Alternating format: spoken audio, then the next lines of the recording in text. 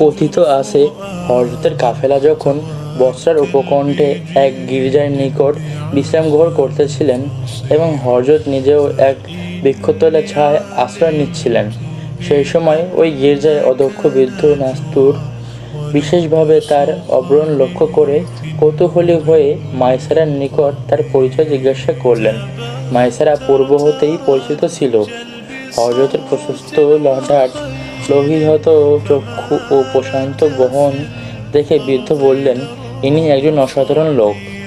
নিশ্চয়ই তার কোনো সন্দেহ নেই যে ভাবী পয়গম্বরের লক্ষণ আমরা তওবে পেয়েছি, ইনি সেই ব্যক্তি হতে পারেন।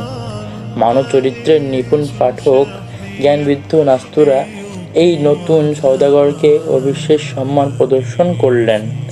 তো এরপর কি হয়েছিল সে জানার আগে ভিডিওটা ভালো লাগলে অবশ্যই লাইক এবং আমাকে